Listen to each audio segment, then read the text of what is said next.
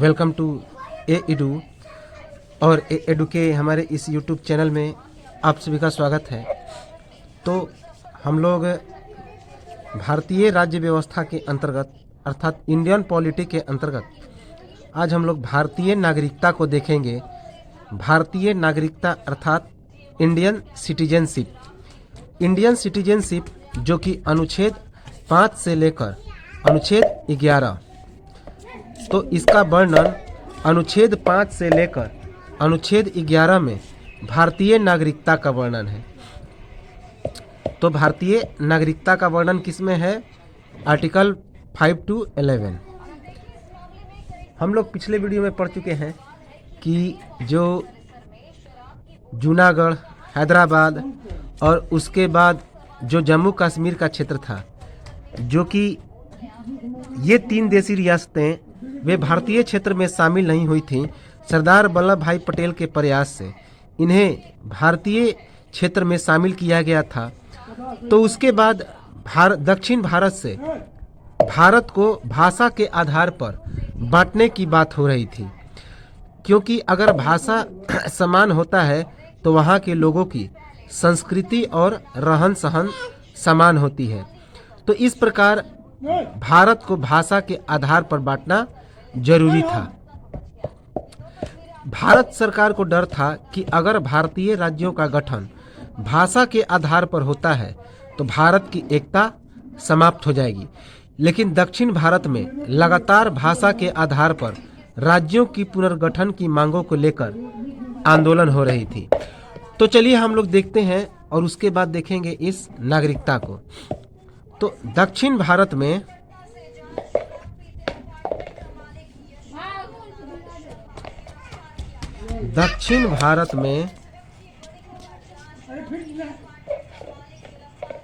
भाषा के आधार पर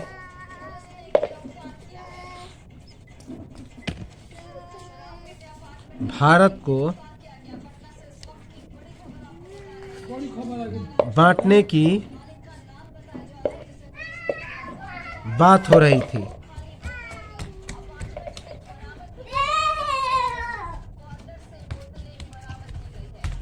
तो दक्षिण भारत में भाषा के आधार पर भारत को बांटने की बात हो रही थी, क्योंकि दक्षिण भारत के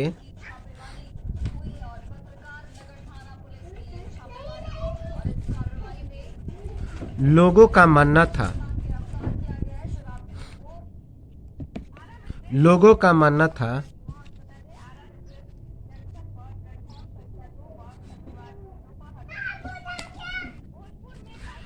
कि अगर भाषा समान होती है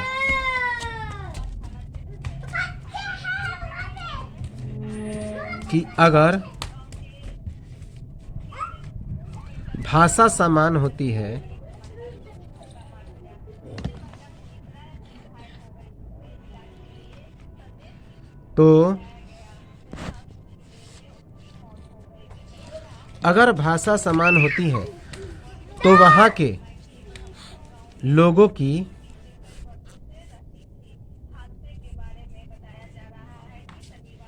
रहन सहन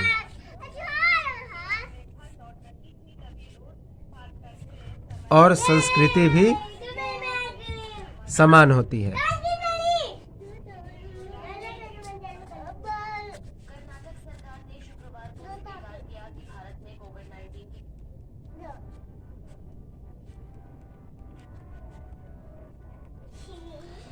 लेकिन भारत को क्या डर था? भारत को डर था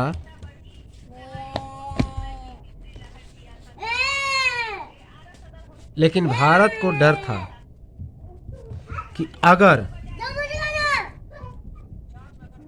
भारतीय राज्यों का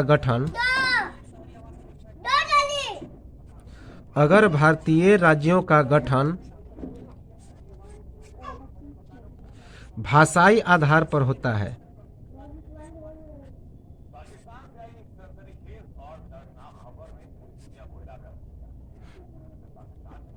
भाषाई आधार पर होता है तो भारत की एकता समाप्त हो जाएगी। भारत की एकता समाप्त हो जाएगी।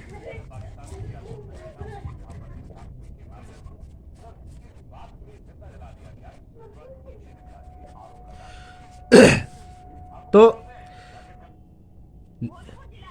दक्षिण भारत में भाषा के आधार पर भारत को बांटने की बात चल रही थी, क्योंकि दक्षिण भारत के लोगों का यह मानना था कि अगर भाषा एक समान होती है तो वहाँ के लोगों की रहन सहन और संस्कृति भी समान होती है। और चूंकि दक्षिण भारत के लोग हिंदी भाषी नहीं होते, तो इसीलिए वे भाषा के आधार पर, क्योंकि जो दक्षिण भारत के लोग थे वे क्या थे, तो वे उन्हें हिंदी कम आती थी और अंग्रेजी से ज़्यादा परिचित थे। तो इसी कारण वे भाषा के आधार पर राज्यों को बांटना चाहते थे, क्योंकि उनका मानना था कि हम लोगों का रहन सहन, संस्कृति ये सभी अलग अलग है। और यदि भाषा के आधार पर राज्यों का गठन हो जाए तो इस कंडीशन में हमारा क्या होगा कि जो संस्कृति और रहन सहन है अलग होते हुए भी हम लोग एक हो जाएंगे, एक दूसरे को समझने लगेंगे। लेकिन भारत को क्या डर था कि अगर भारतीय राज्यों का गठन भाषाई आधार पर होता है तो भारत की एकता समाप्त हो जाएगी। लेकिन दक्षिण भारत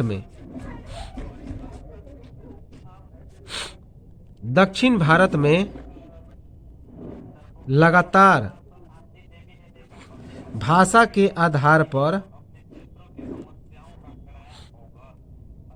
राज्यों का पुनर्गठन, भाषा के आधार पर राज्यों के पुनर्गठन और भारत में लगातार भाषा के आधार पर राज्यों के पुनर्गठन और स्थापना की मांगे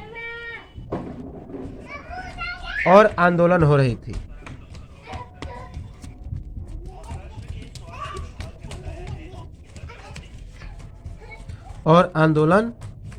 थी। इसी के आधार पर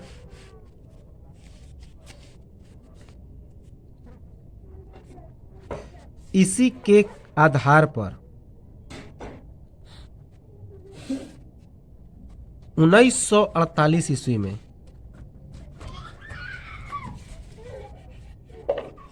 भारत सरकार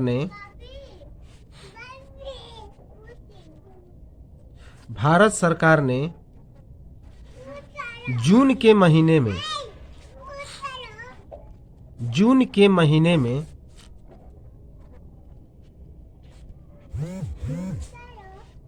एसके धर की अध्यक्षता में, तो नाम याद रखेंगे, एसके धर की अध्यक्षता में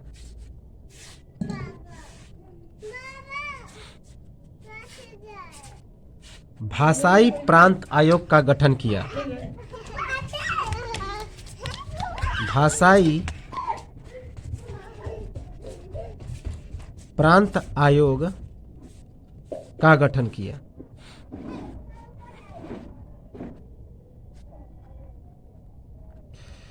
तो चूंकि जो साउथ इंडिया है वहाँ पर लगातार भाषा के आधार पर राज्यों का पुनर्गठन की मांगे चल रही थी, आंदोलन हो रहे थे। तो इसी कारण 1948 में भारत सरकार ने जून के महीने में एसके धर की अध्यक्षता में भाषाई प्रांत आयोग का गठन किया। तो इसी के आधार पर 1948 में भारत सरकार ने जून के महीने में एसके धर की अध्यक्षता में भाषाई प्रांत आयोग का गठन किया। तो इम्पोर्टेंट है कि भाषाई प्रांत आयोग का गठन कब किया गया, तो 1948 में।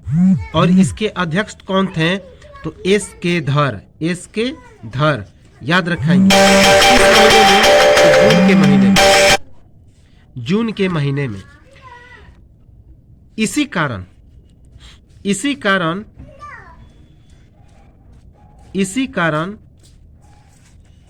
भाषाई प्रांत आयोग को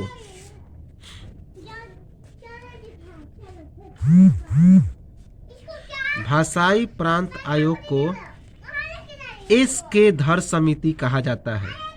एस के धर समिति कहा जाता है। इंपॉर्टेंट है। तो भाषाई प्रांत आयोग को क्या कहा जाता है? तो एस के धर समिति। याद रखेंगे, एस के धर समिति। एस के धर समिति ने एस के धर समिति ने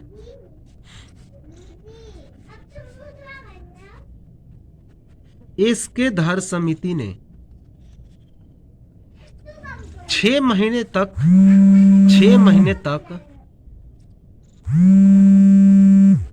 6 माह तक क्या किया कि इस पर शोध किया। इस पर शोध किया। यह क्या शोध किया कि भाषाई आधार पर राज्यों का पुनर्गठन कितना उचित है और कैसे किया जाए। तो इस पर शोध किया और दिसंबर 1948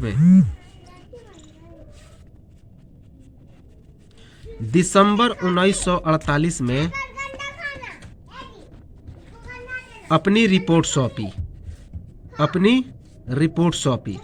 तो 6 महीने तक इसका काफ़ी जांच पड़ताल किया, इसके बारे में विचार किया और उसके बाद दिसंबर 1948 में अपनी रिपोर्ट सौंपी। अब इस रिपोर्ट में क्या किया उन्होंने? अपने इस रिपोर्ट में उन्होंने क्या कहा कि राज्यों का गठन भाषा के आधार पर न होकर प्रशासनिक आधार पर होना चाहिए। और रिपोर्ट में उन्होंने कहा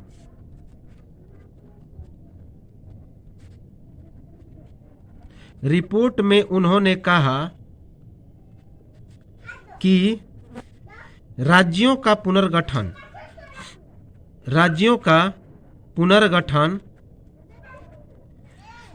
भाषा के आधार पर नहीं होना चाहिए। भाषा के आधार पर न होकर प्रशासनिक आधार पर होना चाहिए। प्रशासनिक आधार पर होना चाहिए।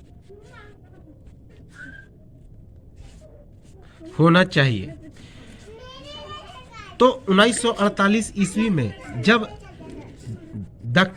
दक्षिण भारत के लोगों के द्वारा लगातार आंदोलन और मांग की जा रही थी कि भाषा के आधार पर राज्यों का पुनर्गठन हो, तो भारत सरकार ने क्या किया? एस के धर की अध्यक्षता में एक भाषाई प्रांत आयोग का गठन किया और इसी कारण इस भाषाई प्रांत आयोग को एस के धर समिति कहा जाता है। एस के धर समिति ने 6 माह तक इस पर रिसर्च किया, इस पर शोध किया और उसके बाद दिसंबर 1948 ईस्वी में अपना एक रिपोर्ट सौंपा। तो दिसंबर 1948 ईस्वी में अपना एक रिपोर्ट सौंपा और इस रिपोर्ट में यह एस के धर समिति ने क्या कहा कि राज्यों का पुनर्गठन भाषा के आधार पर न होकर प्रशासनिक आधार पर होना चाहिए। तो दक्षिण भारत के लोगों को यह पसंद नहीं आया, क्योंकि प्रशासनिक आधार पर होने का मतलब क्या है कि वे अन्य राज्यों से उनका संपर्क स्थापित नहीं हो सकता था, क्योंकि उनकी जो भाषा थी वह क्या थी? बिल्कुल अलग थी। तो इस पर लोगों का परवान और चढ़ गया। तो जब यह बात दक्षिण भारत के लोगों ने सुना तो इसे क्या कर दिया? नाम मंजूर कर दिया और यह एस के धर समिति फेल हो गया। तो इस प्रकार एस के धर समिति क्या हो गया? फेल हो गया। एस के धर समिति फेल हो गया।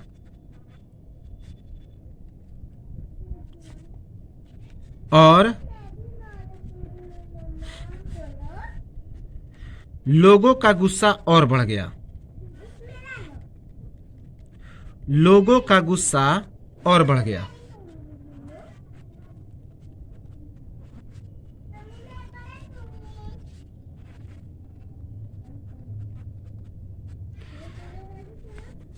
तो लोगों का गुस्सा क्या हो गया, और बढ़ गया।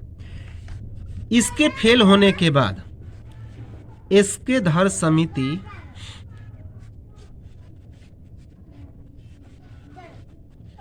के फेल होने के बाद एसके धर समिति के फेल होने के बाद दिसंबर 1948 ईस्वी में, दिसंबर 1948 ईस्वी में एक जेवीपी समिति का गठन हुआ। जेवीपी समिति का गठन हुआ।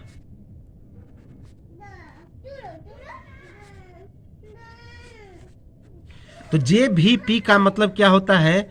जेवीपी का मतलब जे से जवाहरलाल नेहरू, भी से पट्टाभी सीतारमैया और पी से सरदार वल्लभ भाई पटेल।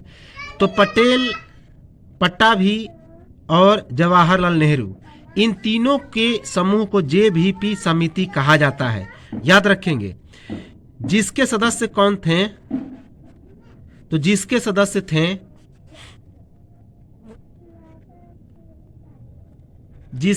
थे जवाहरलाल नेहरू,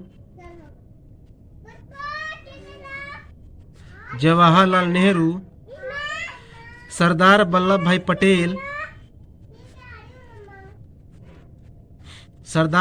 भाई पटेल, और पट्टाभी सीतारमैया।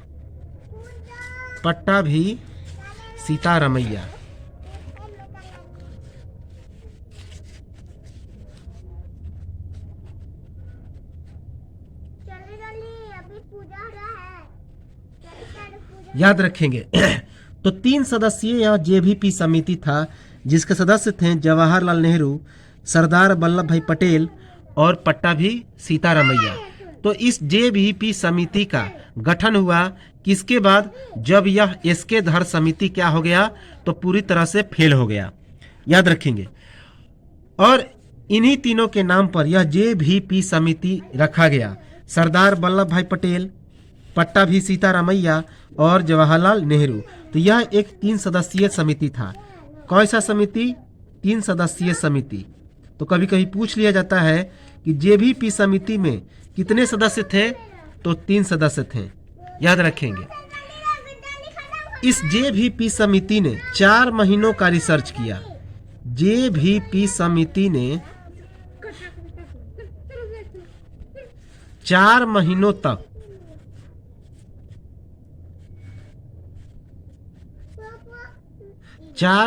तक इस भाषाई आधार पर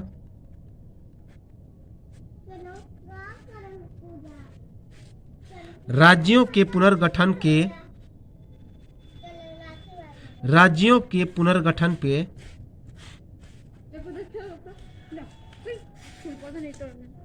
निर्णयों पर क्या किया? तो विचार किया, रिसर्च किया, या फिर रिसर्च किया या शोध किया। और उसके बाद अप्रैल 1949 में अपनी रिपोर्ट सौंपी। और उसके बाद अप्रैल 1949 में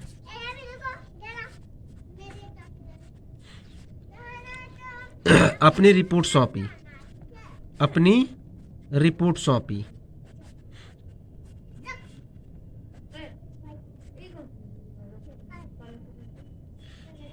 अपनी रिपोर्ट कब सौंपी? तो अप्रैल 1949 में। लेकिन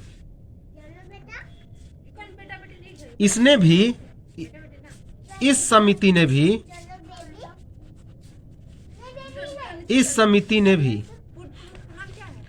भाषाई आधार पर राज्यों के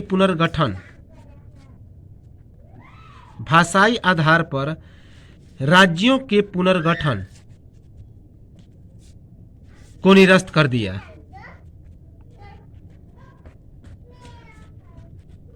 राज्यों के पुनर्गठन की जो कानून थी उसे निरस्त कर दिया।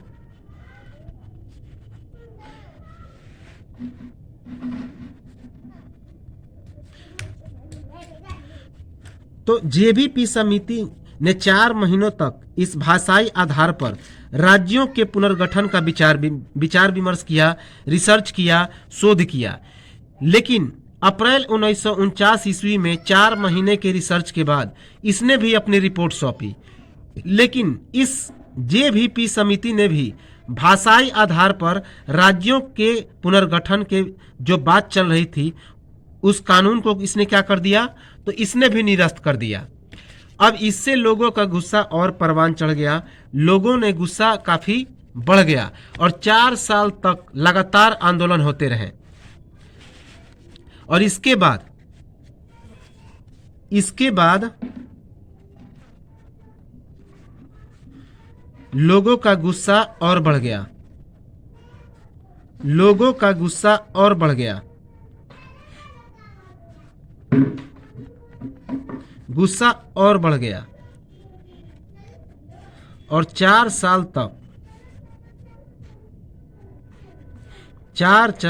तक लगातार आंदोलन चलता रहा।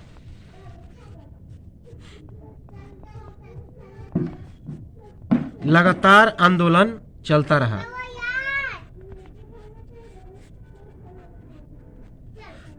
और 4 साल के बाद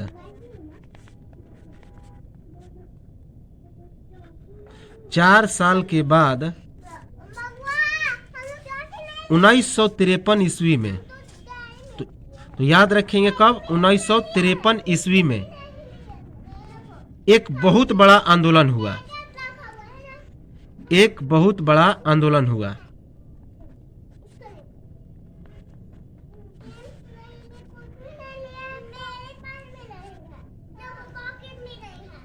एक बहुत बड़ा आंदोलन हुआ और इसके नेतृत्वकर्ता कौन थे, और इस आंदोलन के नेतृत्वकर्ता थे, इस आंदोलन के नेतृत्वकर्ता थे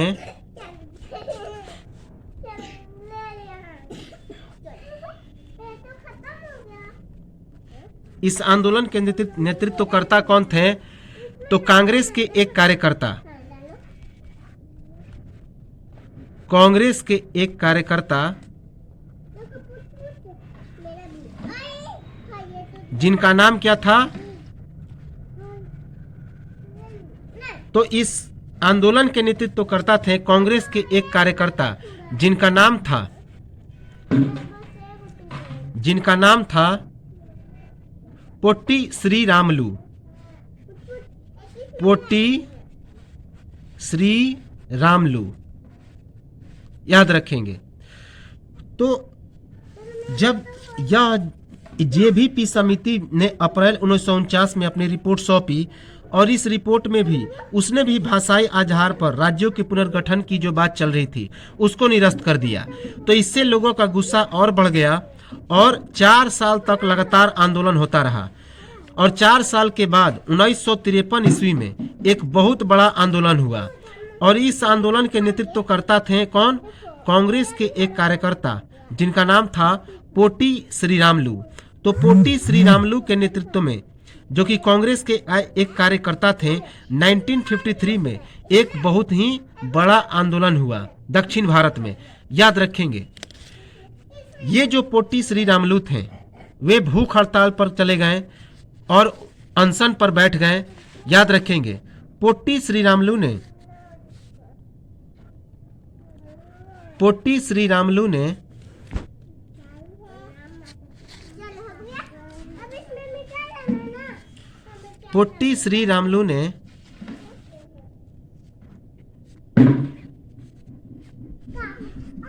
भूख हड़ताल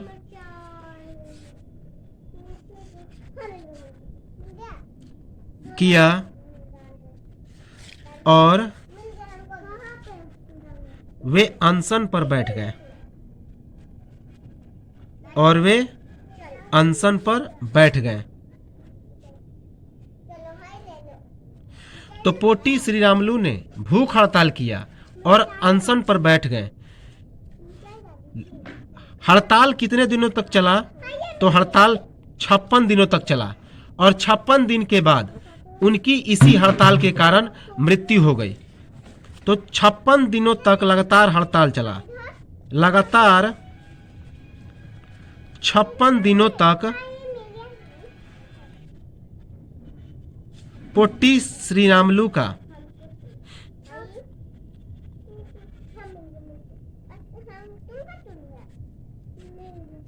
भूख हड़ताल चला।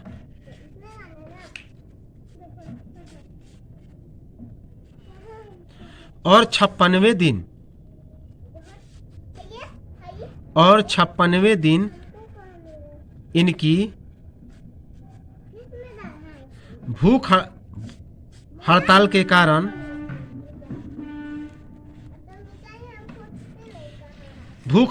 कारण सेहत खराब हो गई।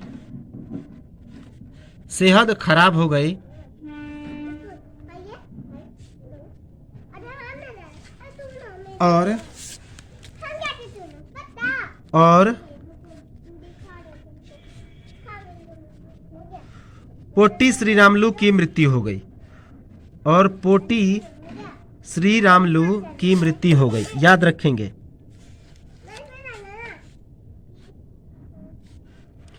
और पोटी श्री रामुलू की मृत्यु हो गई।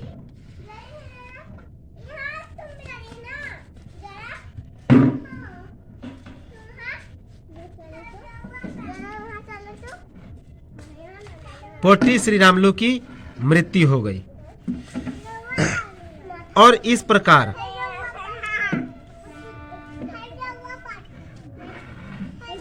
यह जो आंदोलन था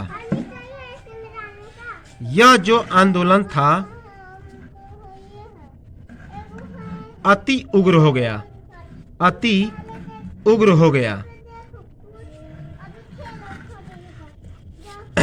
तो 56 दिनों तक हड़ताल चला।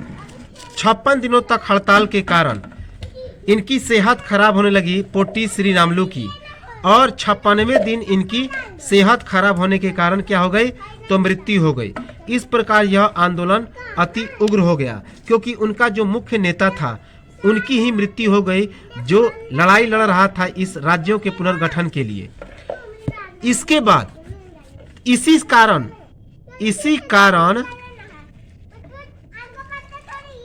भारत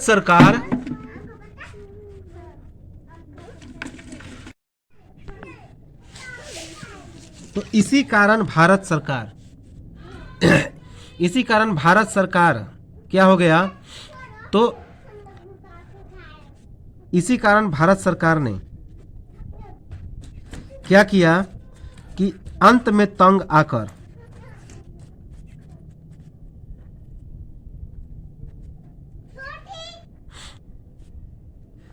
अक्टूबर 1953 ईस्वी में भाषाई आधार पर राज्यों का पुनर्गठन, भाषाई आधार पर सबसे पहले तेलुगु भाषा पर आधारित, किस भाषा पर? तेलुगु भाषा पर आधारित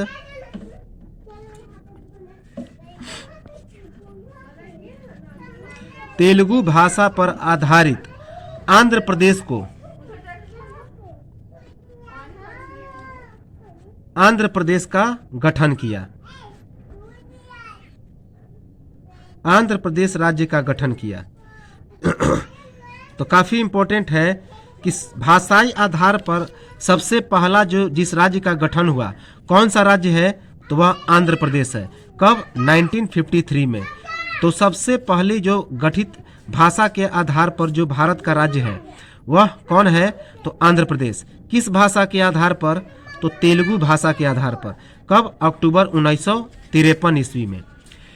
इसके बाद अन्य राज्यों ने भी भाषाई आधार पर अपने राज्यों का गठन करने की मांग करने लगी। इसके बाद अन्य राज्यों के द्वारा भी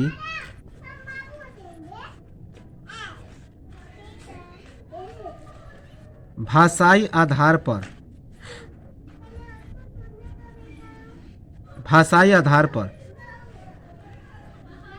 अपने नए राज्यों के गठन की मांग होने लगी। नए राज्यों के गठन की मांग होने लगी।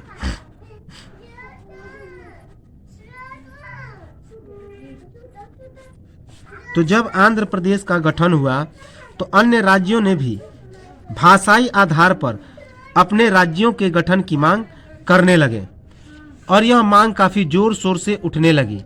तो इसी कारण भारत सरकार ने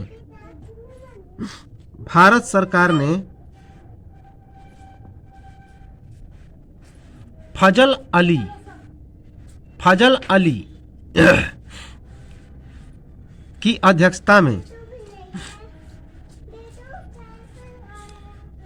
अली की अध्यक्षता में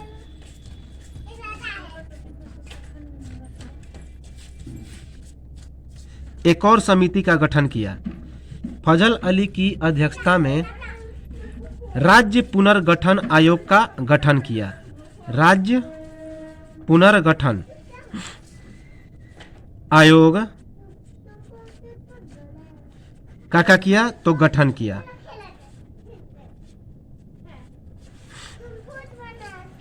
राज्य पुनर्गठन आयोग का गठन किया और इसमें 3 सदस्य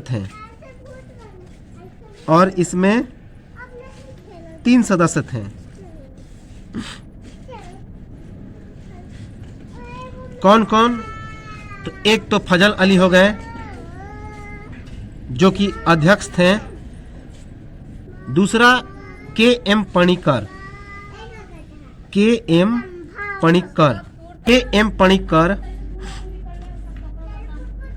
और H.N. कुंजूर। तो और इसी कारण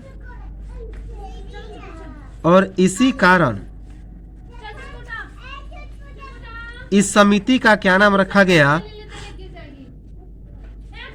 तो इस समिति का नाम फजल अली समिति रखा गया। क्या?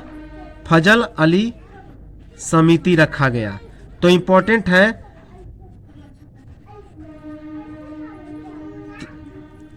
तो अंततोगत्वा एक और जो राज्य पुनर्गठन आयोग है उसका गठन हो गया।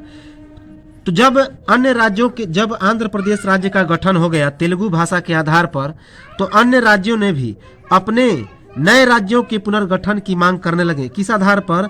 तो भाषाई आधार पर। तो इसी कारण भारत सरकार ने फजल अली की अध्यक्षता में, तो याद रखेंगे कि जो राज्य पुनर्गठन आयोग था उसके अध्यक्ष कौन थे? तो फजल अली। तो उन्हीं की अध्यक्षता में एक राज्य पुनर्गठन का आयोग का गठन किया भारत सरकार ने, जिसके 3 सदस्य थे। फजल अली जो कि इसके अध्यक्ष थे, के.एम. पणिक्कर और H.N. कुंजूर। और इसी कारण इस समिति का क्या नाम रखा गया? तो फजल अली समिति। इस समिति का नाम रखा गया फजल अली समिति।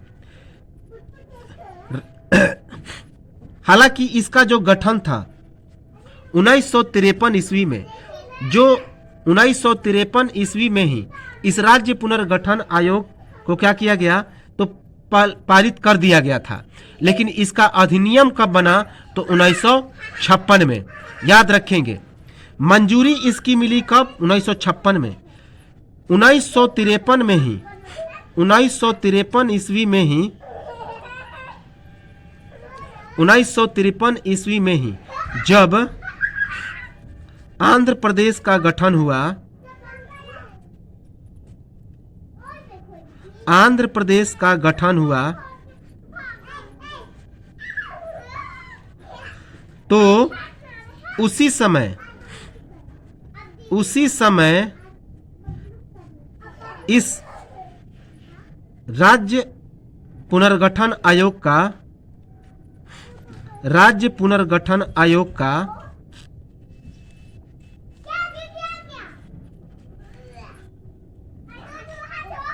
गठन हो गया था। तो उसी समय राज्य पुनर्आयोग का गठन दिसंबर 1953 में हो गया था। दिसंबर 1953 में हो गया था।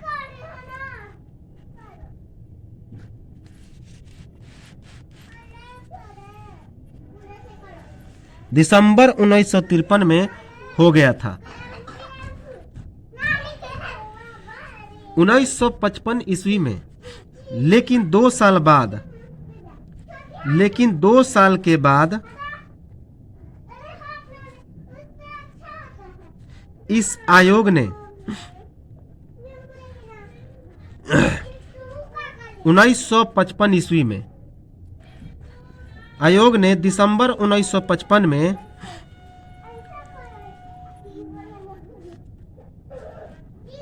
अपनी रिपोर्ट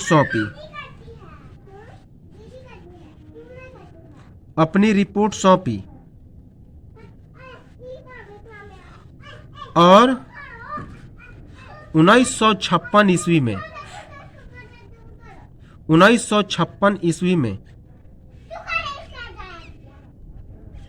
और 1956 ईस्वी में इस रिपोर्ट का अधिनियम पारित हो गया।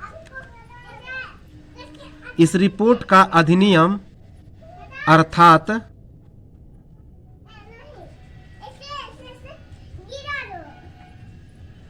राज्य पुनर्गठन आयोग क्या हो गया? का अधिनियम पारित हो गया। का अधिनियम पारित हो गया।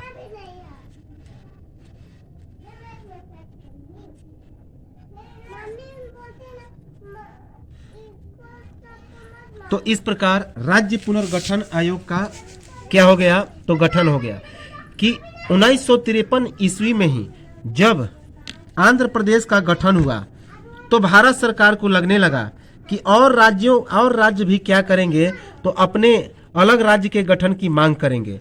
तो उसी समय ही दिसंबर 1953 ईस्वी में राज्य पुनर्गठन आयोग का क्या हो गया? तो निर्माण हो गया था, गठन हो गया।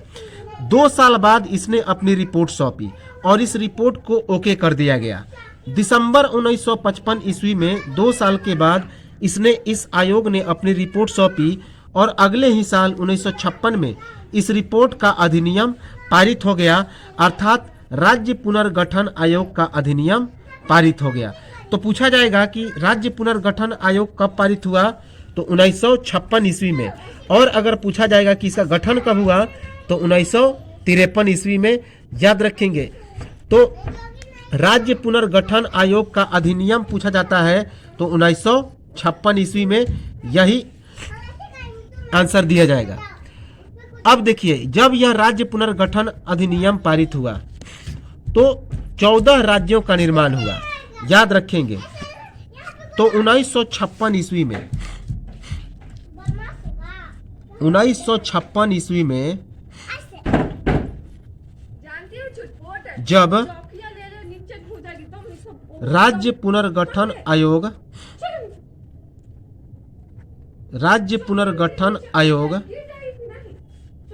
अधिनियम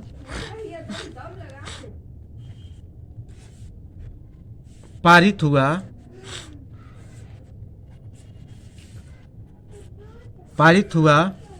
तो इसी आधार पर 14 राज्यों का गठन हुआ।